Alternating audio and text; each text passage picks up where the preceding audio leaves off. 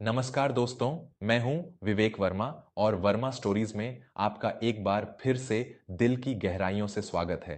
जिंदगी में वक्त से बड़ा कोई जादूगर नहीं होता। ये वो आईना है जो हर इंसान को उसकी असली सूरत दिखा ही देता है।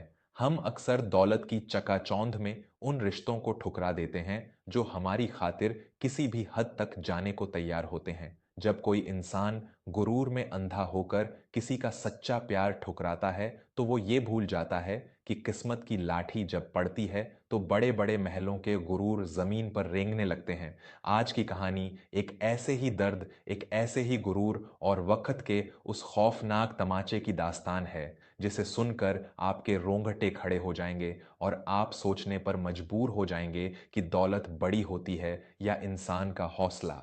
दिल थाम कर सुनिएगा क्योंकि आज की कहानी का अंत आपकी आंखों में आंसू ला देगा। यह कहानी है रामपुर नाम के एक गांव की। इसी गांव के एक कच्चे मकान में प्रकाश नाम का एक नौजवान रहता था। प्रकाश के माता पिता बचपन में ही गुजर चुके थे। उसके पास दौलत के नाम पर सिर्फ एक झोपड़ी और कुछ पुरानी किताबें थीं। लेकिन प्रकाश के इरादे आसमान से भी ऊंचे थे। वह पढ़ाई में बहुत तेज था और उसका सिर्फ एक ही सपना था, देश की सबसे कठिन परीक्षा यूपीएससी यूपीएससी पास करके कलेक्टर बनना। प्रकाश दिन में दूसरों के खेतों में मजदूरी करता और रात को ढिबरी मिट्टी के तेल का दिया की रोशनी में अपनी किताबें पढ़ता। प्रकाश की शादी पास के ही गांव की एक लड़की रेवती से हुई थी। रेवती दिखने में बेहद खूबसूरत थी, लेकिन उसकी सीरत उसकी सूरत से बिल्कुल उल्टी थी। रेवती को शान और शौकत, महंगे कपड़े और गहनों का बहुत शौक था। जब उसकी शादी प्रकाश से हुई तो उसे लगा था कि प्रकाश कोई बड़ा काम करेगा और उसे रानी बनाकर रखेगा। लेकिन जब उसने देखा कि उसका पति दिन रात सिर्फ पुरानी किताबों में सिर गड़ाए रहता है और घर में दो वक्त की रोटी भी मुश्किल से जुटती है, तो रेवती के सब्र का बांध टूट गया। रेवती सारा दिन प्रकाश को ताने मारती और उसे नीचा दिखाती।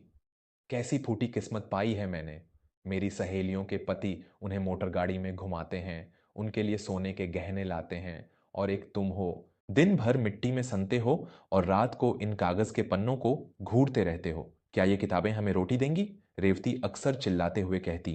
प्रकाश बहुत ही शांत और समझदार इंसान था। वह रेवती की हर कड़वी बात को पी जाता। वह बहुत प्यार से रेवती का हाथ पकड़कर समझाता। रेवती, मैं जानता हूं कि तुम तकलीफ में हो, लेकिन मेरा यकीन करो, ये गरीबी हमारी तकदीर नहीं है। मैं दिन रात मेहनत कर रहा हूँ।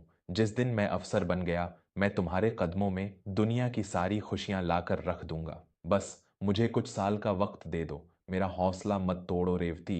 लेकिन रेवती पर प्रकाश की इन बातों का कोई असर नहीं होता। दौलत की भूख ने उसकी आंखों पर ऐसा पर्दा डाल दिया था कि उसे प्रकाश का प्यार और उसकी मेहनत दिखाई ही नहीं देती थी। इसी बीच रेवती के गांव में कुंदन नाम का एक बहुत बड़ा ठेकेदार आया। कुंदन के पास अंधा पैसा था। वह आलीशान गाड़ियों में घूमता था और अय्याशी का जीवन जीता था। कुंदन की नज़र रेवती पर पड़ी। रेवती की खूबसूरती देखकर कुंदन की नीयत खराब हो गई। उसने रेवती के लालची भाई कैलाश के जरिए रेवती तक अपनी दौलत का जाल फेंकना शुरू किया। कैलाश ने रेवती के मन में जहर घोलना शुरू कर दिया। रेवती, तू क्यों उस फटेहाल प्रकाश के साथ अपनी जवानी सड़ा रही है? कुंदन बाबू तुझसे शादी करना चाहते हैं। उनके पास इतना पैसा है कि तूने कभी ख्वाब में भी नहीं सोचा होगा। उस मोची जैसे पति को छोड़ और अपनी जिंदगी संवार ले। रेवती, जो पहले से ही दौलत की अंधी हो चुकी थी, तुरंत कुंदन की दौलत के जाल में फंस गई। उसे लगने लगा कि प्रकाश के साथ रहकर वह ताउम्र सिर्फ झोपड़ी में ही सड़ेगी। और फिर एक दिन रेवती ने वो खौफनाक कदम उठा लिया जिसने प्रकाश की दुनिया उजाड़ कर रख दी। शाम का वक्त था। प्रकाश खेत से थका हारा लौटा था। वह आंगन में बैठकर अपनी किताबें खोल ही रहा था कि रेवती अपना सारा सामान सूटकेस में भरकर बाहर आई। उसके साथ उसका भाई कैलाश भी था। घर के बाहर कुंदन की एक बहुत बड़ी और चमचमाती गाड़ी खड़ी थी। प्रकाश के पैरों तले जमीन खिसक गई। रेवती, ये सब क्या है? तुम कहाँ जा रही हो? प्रकाश ने घबराते हुए पूछा। रेवती ने बहुत ही नफरत और घमंड भरी नजरों से प्रकाश को देखा। उसने अपने पर्स से कुछ कागज निकाले और प्रकाश के मुंह पर फेंक कर मारे। ये तलाक के कागज हैं प्रकाश। आज से मेरा और तुम्हारा हर रिश्ता खत्म। मैं इस सड़ी हुई झोपड़ी और तुम्हारी इस बदबूदार गरीबी से हमेशा के लिए आजाद हो रही हूं। कुंदन मुझे वो सब कुछ देगा जिसके मैं लायक हूं। प्रकाश रोने लगा। उसने रेवती के हाथ पकड़ ली। वह जमीन पर गिरकर गिड़गिड़ाने लगा। ऐसा मत करो रेवती। घर की इज्जत को ऐसे नीलाम मत करो। ये कुंदन एक अच्छा इंसान नहीं है। वो तुम्हें धोखा देगा। मैं मानता हूं कि मैं गरीब हूं, लेकिन मेरी मोहब्बत में कोई खोट नहीं है। मेरे सपनों पर भरोसा रखो रेवती। मैं एक दिन बहुत बड़ा अफसर बनूंगा। प्रकाश के आंसुओं से रेवती के पैर भीग रहे थे, लेकिन रेवती ने जोर से प्रकाश को धक्का दिया। प्रकाश लड़खड़ाकर अपनी किताबों पर जा गिरा। रेवती ने हिकारत से हंसते हुए कहा, अफसर, तुम जैसे फटेहाल मजदूर सिर्फ दूसरों के खेतों में धूल फांकने के लिए पैदा होते हैं। प्रकाश, सपने औकात में रहकर देखने चाहिए। आज के बाद मुझे अपनी ये मनहूस शक्ल कभी मत दिखाना। तुम इसी झोपड़ी में तड़प तड़प कर मरोगे और मैं महलों में राज करूंगी। रेवती कुंदन की गाड़ी में बैठकर वहां से चली गई। गाड़ी के पहियों से उड़ी धूल प्रकाश के आंसुओं और उसकी किताबों पर गिर रही थी। उस रात प्रकाश बहुत रोया, लेकिन सुबह जब सूरज की पहली किरण प्रकाश की झोपड़ी पर पड़ी तो प्रकाश के अंदर का वो कमजोर और बेबस पति हमेशा के लिए मर चुका था। उसकी आंखों में अब आंसू नहीं, बल्कि कामयाबी की एक ऐसी आग जल रही थी जिसे दुनिया की कोई भी ताकत नहीं बुझा सकती थी। प्रकाश गांव छोड़कर दिल्ली चला गया। वक्त किसी के लिए नहीं रुकता। देखते ही देखते पूरे 10 साल बीत गए। इन 10 सालों में दुनिया पूरी तरह से बदल चुकी थी। मई का महीना था और आसमान से आग बरस रही थी। रामपुर गांव में आज बहुत हलचल थी। गांव की सड़कों पर भारी पुलिस बल तैनात था। सफेद रंग की चमचमाती हुई सरकारी गाड़ियां, जिन पर नीली बत्तियां लगी थीं, गांव की तरफ आ रही थीं। आज जिले में नए डिस्ट्रिक्ट मजिस्ट्रेट, डीएम, कलेक्टर का दौरा था। बेमौसम बारिश के कारण किसानों की गेहूं की फसल खराब हो गई थी और नया कलेक्टर खुद खेतों का मुआयना करने और किसानों को मुआवजा बांटने गांव आ रहा था। गाड़ियों का काफिला गांव के सबसे बड़े गेहूं के खेत के पास आकर रुका। पुलिस वाले तुरंत बाहर निकले और उन्होंने सुरक्षा घेरा बना लिया। बीच वाली गाड़ी का दरवाजा खुला और उसमें से एक बेहद रौबदार सूट बूट पहने हुए अफसर बाहर निकला। उसके चेहरे पर एक अलग ही तेज और आत्मविश्वास था। यह अफसर कोई और नहीं बल्कि प्रकाश था। जी हाँ, वही प्रकाश जिसकी किताबों को कभी ठोकर मारी गई थी। अपनी अटूट मेहनत, रातों की नींद और खून पसीने की कमाई से प्रकाश ने यूपीएसएससी की परीक्षा पास कर ली थी। आज वह एक ईमानदार, सख्त और पूरे जिले का सबसे बड़ा अफसर कलेक्टर प्रकाश बन चुका था। प्रकाश अपने तहसीलदार और बाकी अधिकारियों के साथ खेतों की तरफ बढ़ रहा था। चिलचिलाती धूप में 45 डिग्री के तापमान में कई मजदूर खेतों में गेहूं काट रहे थे। उन्हें कलेक्टर के आने की खबर नहीं थी। तभी प्रकाश की नजर खेत के एक कोने में काम कर रही एक महिला पर पड़ी। वह महिला बहुत ही फटे और मैले कपड़ों में थी। उसका चेहरा धूप से झुलसकर काला पड़ चुका था। उसके हाथों में छाले थे और वह कमजोरी से कांप रही थी। धूप इतनी तेज थी कि वह महिला अचानक लड़खड़ाई, उसके हाथ से दरांती हंसिया छूट गई और वह चक्कर खाकर जमीन पर गिर पड़ी। प्रकाश तुरंत उस तरफ दौड़ा। पुलिस वाले और अधिकारी भी पीछे भागे। इन्हें छांव में लेकर आओ, जल्दी पानी लाओ, प्रकाश ने चिल्लाते हुए आदेश दिया। दो महिला पुलिसकर्मियों ने उस बेहोश महिला को उठाया और एक पेड़ की छांव में लिटाया। प्रकाश ने खुद अपने हाथों से पानी की बोतल खोली और उस महिला के चेहरे पर पानी की कुछ बूंदें छिड़कीं। पानी की ठंडी बूंदें पड़ते ही उस महिला ने धीरे धीरे अपनी आंखें खोलीं। जैसे ही उसकी नजरें धुंधलके से साफ हुईं, उसने अपने सामने खड़े उस रौबदार अफसर को देखा। उसकी नजरें अफसर के चमकते हुए जूतों से होती हुई उसके चेहरे तक पहुंची और फिर उस महिला की आंखें फटी की फटी रह गईं। उसका पूरा शरीर ऐसे कांपने लगा जैसे किसी ने नंगी बिजली के तार से उसे छू लिया हो। उसकी सांसें हलक में अटक गईं। वह महिला कोई और नहीं, रेवती थी। जी हाँ, वही रेवती जिसे अपने हुस्न और कुंदन की दौलत पर इतना गुरूर था। कुंदन ने कुछ ही सालों में अपनी सारी दौलत जुए और शराब में उड़ा दी। जब रेवती का हुस्न ढलने लगा तो कुंदन ने उसे बुरी तरह पीटना शुरू कर दिया और एक दिन उसे घर से धक्के मारकर निकाल दिया। जब रेवती अपने भाई कैलाश के पास गई तो उसने भी अपनी बहन को पहचानने से इनकार कर दिया। जो रेवती महलों में राज करने के सपने देखती थी, आज वो 2 वक्त की रोटी के लिए 45 डिग्री की धूप में मजदूरी कर रही थी।